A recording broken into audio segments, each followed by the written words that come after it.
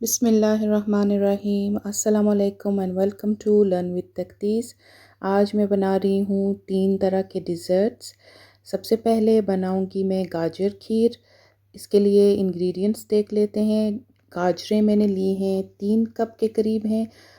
1.5 cup मैंने चावल लिए थे और साथ में 2.5 कप शुगर के थे। 6 जो थी वो ग्रीन इलायची थी।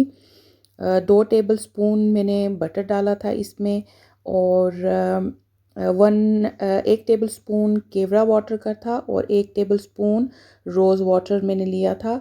और दूध इसमें मैंने डाला था तकरीबन 4.5 पाइंट्स, जो कि बनता है तकरीबन 2 लीटर से थोड़ा ज़्यादा होता है, 2.5 लीटर के करीब।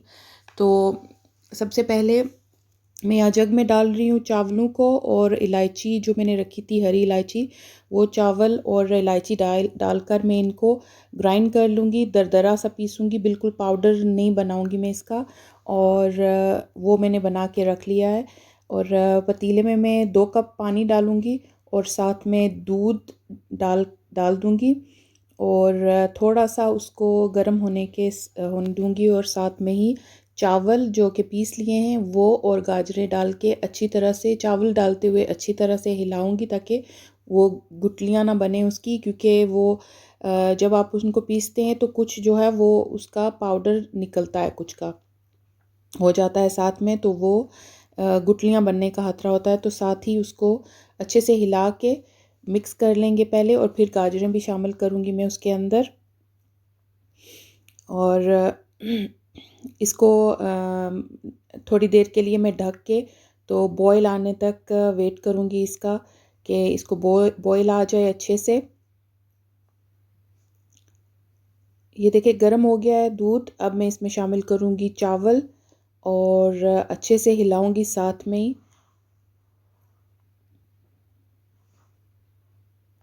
हिलाने के बाद जो है बहुत आसान सी है। आप चाहें तो चावल जो हैं वो बग़ैर पीसे भी डाल सकते हैं, लेकिन उससे ये होता है कि फिर वो जो कंसिस्टेंसी होती है उसकी, वो थोड़ी मोटी मोटी रह जाती है। इस तरह से मैं आपको आखिर में दिखाऊंगी कि एक बहुत ही प्यारी सी लुक आई थी इसकी। वो गाजर खीर बहुत मज़े की इस तरह से लगती है। और जब आप पीस के इलायची डालते हैं ताज़ी, तो उसका भी बहुत अच्छा एक फ्लेवर था। और केवड़ा वाटर और जो हमने डाला था रोज़ वाटर, उसका अभी इसमें बॉईल आ गया है। तो मैं रखूँगी इसके ऊपर एक साइड पे चम्मच रखने का मकसद ये होता है कि ढक्कन पूरी तरह से बंद नहीं हो और उबले नहीं दूध। तो ये रख के तो इसको मैं तकरीबन आधे घंटे के लिए मैं इसको अच्छे से लो हीट पे मैंने इसको, ताकि चावल भी गल जाएं और गाजरें भी इसके अंदर गल जाएं, रख दिया था। और देखें दूध जो है वो थोड़ा सा नीचे चला गया है अब। तो इसमें मैंने चीनी शामिल की है। चीनी पहले शामिल इसलिए नहीं करते क्योंकि आप इसको जब ढक के रखते हैं तो चीनी, क्योंकि शुगर है तो वो नीचे लगने का उसका खतरा होता है। तो मैं हमेशा मीठे में चीनी जो है वो आखिर में डालती हूँ। और साथ में मैं इसमें शामिल करूँगी 2 टेबल स्पून बटर के। आप चाहें तो इसमें घी भी डाल सकते हैं। इससे एक शाइन आएगी खीर के अंदर, रूखी नहीं लगेगी। इससे एक बहुत ही अच्छी और चमक आएगी। ये डाल के तो इसको हम अब गाढ़ा होने के लिए इंतज़ार करेंगे इसका। जब ये अच्छे से आपको जो कंसिस्टेंसी इसकी चाहिए है उस देर उतनी देर तक के लिए इसको पका लेंगे, जो कि तकरीबन मज़ीद हो सकता है 15 से 20 मिनट या आधा घंटा, डिपेंडिंग के आप उसके नीचे। और फिर ये भी कि आपकी अगर गाजरें गली हुई नहीं हैं तो आप उसको तकरीबन 25 से 30 मिनट के लिए ज़रूर पकाएं। ये कंसिस्टेंसी मैंने रखी थी इसकी, क्योंकि ये जब ठंडा होगा तो ये मज़ीद जो है अभी इसका होगा, गाढ़ा हो जाएगा।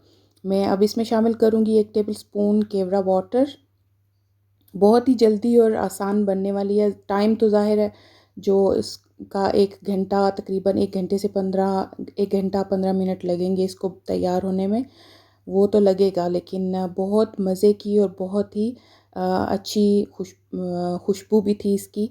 जो अभी मैं इसमें शामिल करूँगी जो वाटर था, रोज़ वाटर। रोज़ वाटर का भी बहुत अच्छा इसका फ्लेवर आया था। बहुत मज़े की और सबने बहुत पसंद की थी। आप भी ज़रूर बनाइएगा और बताइएगा कि आपको कैसी लगी, आपने अगर बनाई है तो। और इससे अभी मैं आपको इसकी फ़ाइनल लुक दिखाऊंगी और साथ में हम चलेंगे अपनी अगली रेसिपी की तरफ, जो कि है गाजर का हलवा। ये इसकी फ़ाइनल लुक है। बहुत अच्छी और मज़े की बनी थी ये अब बनाने जा रहे हैं हम गाजर का हलवा। उसके लिए जो इंग्रेडिएंट्स हैं वो हैं, मैंने ली थी गाजरें थी मेरे पास तकरीबन 2 केजी से थोड़ी ऊपर थी। और दूध मैंने लिया था 2 लीटर। और उस पे मैंने डाला था एक और साथ में मैंने इसमें डाली थी क्रीम, जो कि थी 280 ml क्रीम थी। 1.5 कप इसमें मैं शुगर डालूँगी। और एक आधा कप अगर आपके पास खोया है तो आप खोया डाल लें। मैंने इसमें जो खुश्क दूध होता है वो शामिल किया था। 1/2 कप घी का शामिल करूँगी मैं इसमें। थोड़ा सा फिर मैंने बाद में और भी डाला था इसमें। तो तकरीबन एक पूरा कप से थोड़ा सा कम घी इसमें जाएगा। 1 टेबलस्पून मैंने नटमेग लिया था, यानी कि जायफल पाउडर। वो ऑप्शनल है, अगर आप चाहें तो डालें, अगर नहीं तो इससे एक जो फ्लेवर है बहुत अच्छा सा आता है उसके अंदर।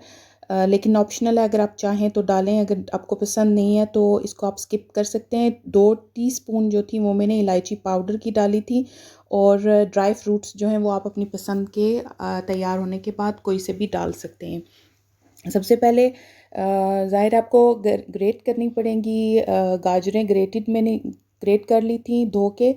तो पतीले में मैंने थोड़ा सा पानी डाला था, तकरीबन आधा कप पानी अपना छोड़ेंगी गाजरें। तो साथ में मैंने दूध शामिल किया था और क्रीम डाल के, तो इसको मैंने ढक के बॉयल आने तक जो है फुल हीट पे मैंने इसको रखा था, ताकि इसमें अच्छा सा बॉयल आ जाए। फिर अब मैं इसको ढक के ऊपर से थोड़ा सा साइड चम्मच रखी है मैंने, ताकि बिल्कुल ही वो कवर नहीं हो जाए और दूध जो है वो उबल ना जाए। तो लो हीट पे मैंने इसको रखा था तकरीबन 15 से 20 मिनट के लिए। एक बार अच्छे से गाजरें गल जाएं तो फिर अब मैं इसका जो है ऊंचा कर लूँगी। यहाँ पे आप देख रहे हैं कि मैंने इसको हीट को जो है वो फुल कर लिया हुआ है। अब इसको हम जो दूध है इसका खुश्क करेंगे, होने तक इसको पकाऊंगी मैं। गाजरें गली हुई हैं, अब मैं देख रही हूँ, चेक कर रही हूँ इनको, ये गल चुकी हैं। और इसकी हीट जो है मैंने फुल कर दी थी इस टाइम पे। और दूध को मैंने खुश्क होने तक, अभी भी इसमें दूध है, ये मैं आप देख सकते हैं। आप इस तरह से साइड्स पे करेंगे तो दूध जो है वो आपको नज़र आएगा। ये मैंने ख़त्म करना है। फिर इसके साथ जो है, अब ये ख़त्म हो गया है, इसमें शामिल करूँगी मैं चीनी का जो है और 1/2 कप है वो मैंने ऐड किया है चीनी इसमें। और अब इसको हम भून लेंगे, क्योंकि चीनी जो है ये भी अपना पानी छोड़ेगी। तो थोड़ा सा ये शामिल करके इसको भून लेंगे। और जब इसका पानी खुश्क हो जाएगा तो मैं इसके अंदर जो है वो घी शामिल करूँगी और घी डाल के अच्छे से इसको भून लेंगे। ये चीनी का पानी था, जो कि नज़र आ रहा है आपको कि अब ये खुश्क हो गया है यहाँ पे। और घी में ऐड करूँगी इसके अंदर। घी ऐड करने के बाद इसको मैं तकरीबन 15 से 20 मिनट के लिए इसको मैं भून लूँगी अच्छे से, ताकि जो गाजर का कच्चापन जो है वो ख़त्म हो जाए, अच्छे से भुन जाए। साथ में हम इसमें शामिल करेंगे, मैंने शामिल किया था 1 टीस्पून जो नटमेग था, जायफल का पाउडर और इलायची पाउडर, वो डाल के तो इसको अच्छे से भूनेंगे। और भूनने के 15 से 20 मिनट जो मैंने बोला, वो उतनी देर के लिए इसको भून कर तो तैयार हो जाएगा ये।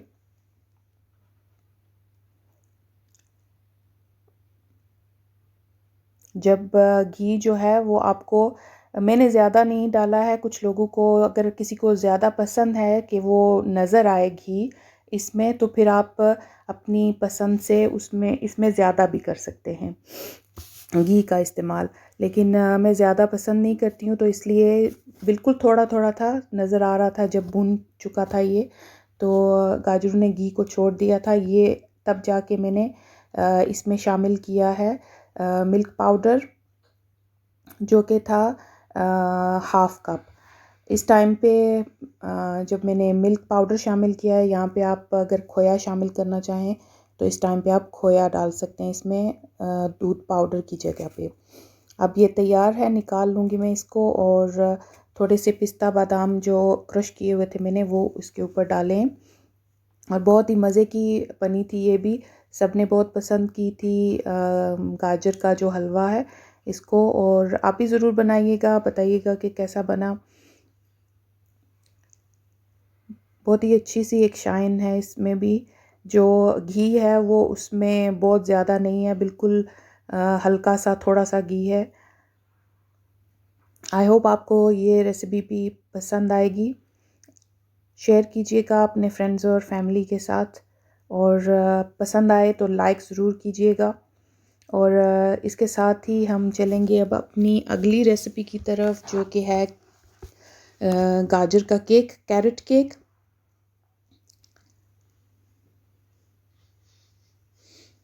उसके लिए इंग्रेडिएंट्स जो हैं वो सबसे पहले हम देख लेंगे कि कैरेट केक बनाने के लिए किन किन चीज़ों की ज़रूरत है। तो उसके लिए मैंने 2 कप ऑल पर्पस फ्लावर लिया है, 1.5 कप शुगर का लिया है, नटमेग पाउडर लिया था मैंने 1/4 टीस्पून, 2 टीस्पून सिनेमन पाउडर के थे, हाफ टीस्पून था इसमें नमक का, 1 टीस्पून बेकिंग सोडा था, पाउडर नहीं बेकिंग सोडा इसमें जाएगा, और एक आधा कप जो है दूध का था, वो मैंने थोड़ा सा गर्म कर लिया था, लूक वार्म दूध था, और उसमें मैंने 1 टेबलस्पून डाला था नींबू का जूस, ताकि उसको हम बना लें दही, जो क्या कहते हैं उसको, बटर मिल्क, लस्सी बनाने के लिए उसमें मैंने ऐड किया था नींबू का जूस। और 3 रूम टेम्परेचर पे अंडे लिए थे, 1 कप वेजिटेबल ऑयल का लिया था मैंने, 1 टीस्पून वनीला एसेंस का था, और साथ में हम इसमें शामिल करेंगे 2 कप जो हैं वो इसमें गाजरें जाएंगी, कैरेट, और 1 कप जो है वॉलनट इसमें जाएगा। बाद में मैं इसमें डालूँगी क्रीम चीज़ की फ्रॉस्टिंग, उसकी इंग्रेडिएंट्स जो है वो मैं आगे चल के आपको बताऊँगी। तो सबसे पहले बोल में जो है मैंने 2 cup all purpose flower, 1.5 cup sugar, nutmeg और सिनेमन पाउडर, सॉल्ट और बेकिंग सोडा डाल के सारी चीज़ें तो मैंने मिक्स करके एक साइड पे रख ली हैं। और ये जो दूध था आधा कप, इसमें मैंने नींबू डाल के तो उसको जो है वो शामिल किया है और मिक्स कर लूँगी। ये हमारा बटर मिल्क जो है वो रेडी हो गया है, लस्सी जो बनती है बन गई है इसकी, ये तैयार है। ये भी साइड पे रख लेंगे।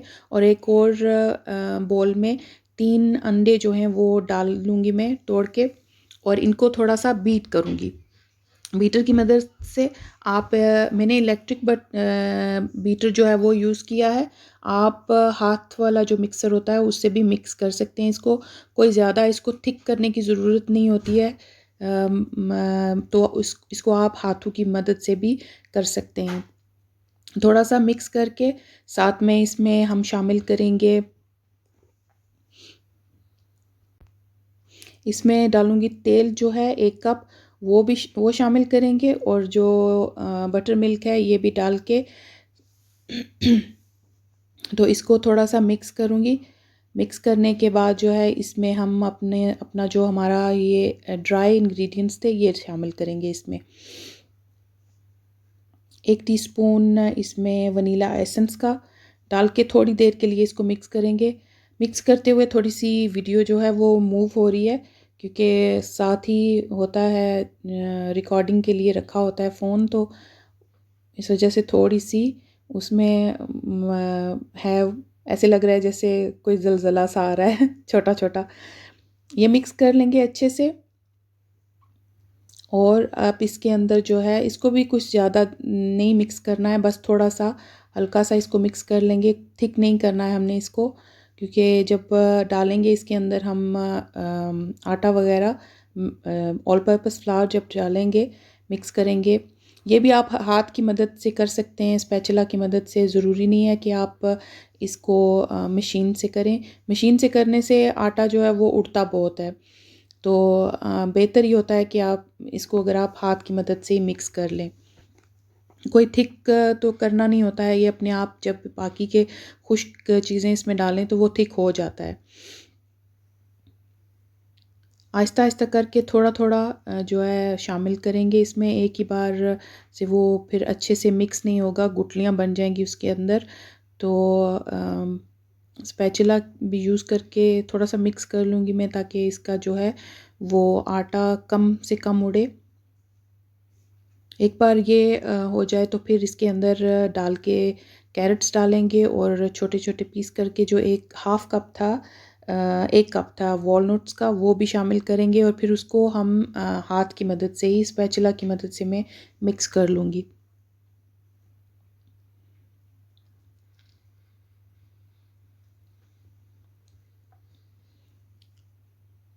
आज जब मैं ये वीडियो अपलोड करने जा रही हूँ तो बाहर बहुत ज़्यादा स्नो हो रही है, और आज लगता है कि पिछले सारे रिकॉर्ड जो हैं वो टूटने वाले हैं।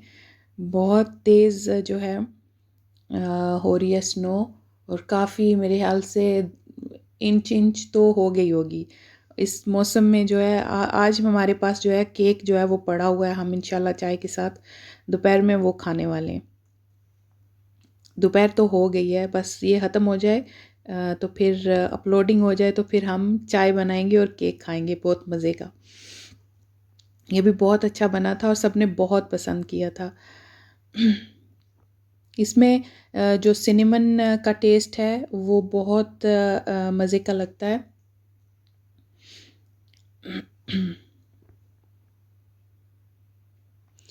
बताइएगा अगर आपने ट्राई किया है तो ज़रूर बताइएगा कि आपको कैसा लगा है। बच्चों ने बहुत ज़्यादा पसंद किया था। वो कह रहे थे कि जैसे शॉप्स पर से लेके, बेकरी से बना हुआ लेके आते हैं, बिल्कुल वैसा ही टेस्ट है इसका। आप भी ज़रूर ट्राई कीजिएगा, मुश्किल नहीं है, बहुत ही आसान है। एक दफ़ा ये सारी चीज़ें मिक्स हो जाएं तो आप इसको बगैर जो फ्रॉस्टिंग है उसके भी इस्तेमाल कर सकते हैं। जो एंड में मैं बनाऊंगी उसका भी प्रोसेस जो है वो शेयर करूंगी। ये तैयार हो जाए तो टिन जो है मैंने 2 इस्तेमाल किए थे डालने के लिए।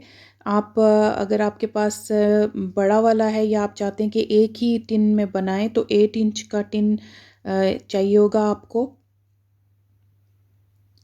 ये कैरेट शामिल कर लूँगी, और साथ ही में इसमें अब मैं डालूँगी वॉलनट्स का, थोड़े तोड़ लूँगी, बड़े बड़े थे पीसेस तो मैंने उनको हाथों की मदद से ही, कोई चॉप नहीं किया था, हाथों से ही मैंने उसको तो उनको तोड़ के तो इसमें डाल लिया था। और फिर अच्छे से मिक्स करके तो जो टिन है मैंने 2 यूज़ किए थे, बटर से ग्रीस कर लिया था मैंने उनको।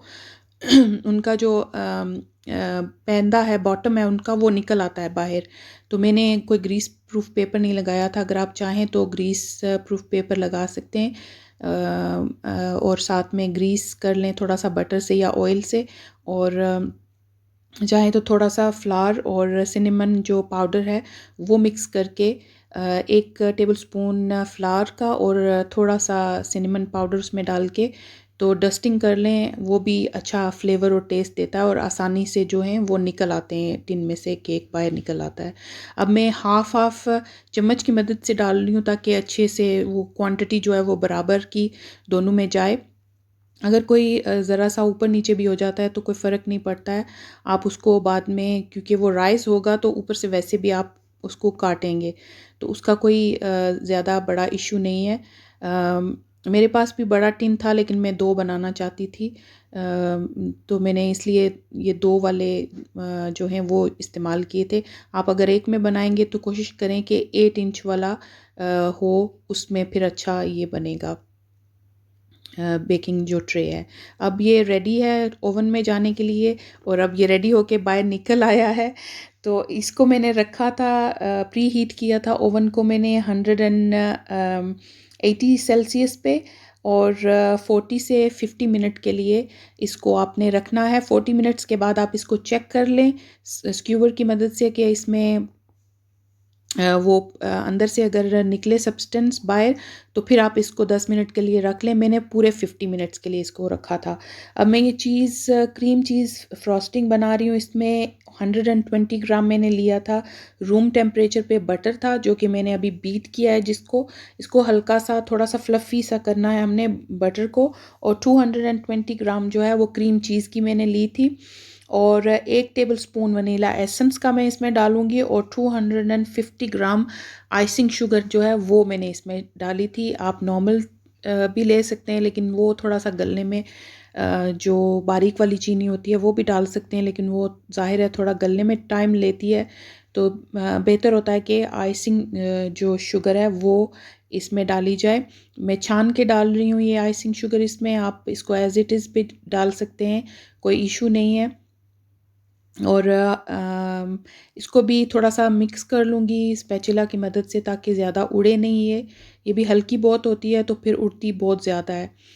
तो इस तरह से हाथों की बेहतर होता है कि आप हाथों से ही इसको भी मिक्स करें, इसको नहीं करें। मैंने इसको बीट कर लिया था थोड़ा, तो वो पतली थोड़ी ज़्यादा हो गई थी। तो आप इसकी कंसिस्टेंसी जो है वो थिक ही रखें और हाथों की मदद से ही करें। और अगर पतली हो जाए तो फ्रिज या फ्रीज़र में आप इसको 10 से 15 से 20 मिनट के लिए रखें, वापस जो है वो थिक हो जाएगी ये। मैंने भी इसको बाद में फ्रीज़र में डाला था। और ऊपर से अभी मैं काटूँगी केक को, ये जो थोड़ी सी राइज़ हुई हुई है इसको हम काट के तो लेवल कर लेंगे इसको लेवल करके, और दरमियान में मैं थोड़ी सी फ्रॉस्टिंग डालूँगी। ये मैंने टोटली की थी डेकोरेशन पर्पस से। वैसे सबको बहुत ज़्यादा पसंद आई थी बग़ैर फ्रॉस्टिंग के ये केक जो है सबने बहुत ज़्यादा पसंद किया था। फ्रॉस्टिंग का एक क्योंकि क्रीम चीज़ फ्रॉस्टिंग है, तो कुछ लोग क्रीम चीज़ को इतना पसंद नहीं करते हैं, वो क्योंकि थोड़ा-सा खट्टा टेस्ट आता है, बिल्कुल हल्का-सा, ज़्यादा नहीं।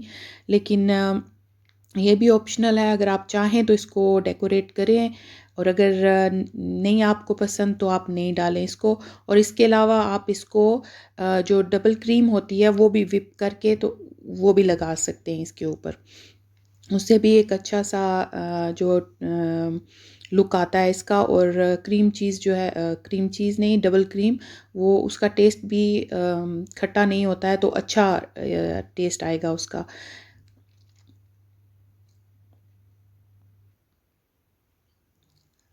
बहरहाल इसका टेस्ट जो है बहुत मज़े का, और सबने बहुत पसंद किया था। सबने रात को जो है वो चाय के साथ इसको खाया था, और अभी जो है आज हम इसको दिन में भी खाने वाले हैं। आप चाहें तो इतना ही आप इसको करें, ऊपर से थोड़ा-सा डालें। मैंने इसकी साइड्स भी कवर की थी, और साइड साइड पे और ऊपर मैंने इसके वॉलनट्स लगाए थे। आप ये चीज़ भी स्किप कर सकते हैं, ये टोटली आप पे है, आप चाहें तो ये लगाएँ, अच्छे लगते हैं ऊपर से लगे हुए। ये रेडी है, ये फाइनल लुक है इसकी। काट के भी मैं अभी दिखाऊँगी। थोड़ी-थोड़ी कैरेट्स नज़र आ रही हैं वीडियो में, वैसे तो नज़र आ रही थी, कैमरा ने इतनी अच्छी उनको कैप्चर नहीं किया है। बहुत ही मज़े का और बहुत ज़बरदस्त बना था। आई होप आपको ये तीनों रेसिपीज़ बहुत पसंद आएँगी। अगर आपने ट्राई किया है तो मुझे कमेंट करके ज़रूर बताइएगा कि आपको कैसी लगी हैं। लाइक कीजिए, शेयर कीजिए, और प्लीज़ चैनल को ज़रूर सब्सक्राइब करें। और इंजॉय करें सर्दियों को भी। और जो भी बाहर के मुल्कों में है जहाँ पे सर्दी, तो पाकिस्तान में भी बहुत ज़्यादा पड़ रही है, तो इंजॉय करें, अपना ख्याल रखें और अपने आसपास सब लोगों का। टेक केयर, अल्लाह हाफिज़।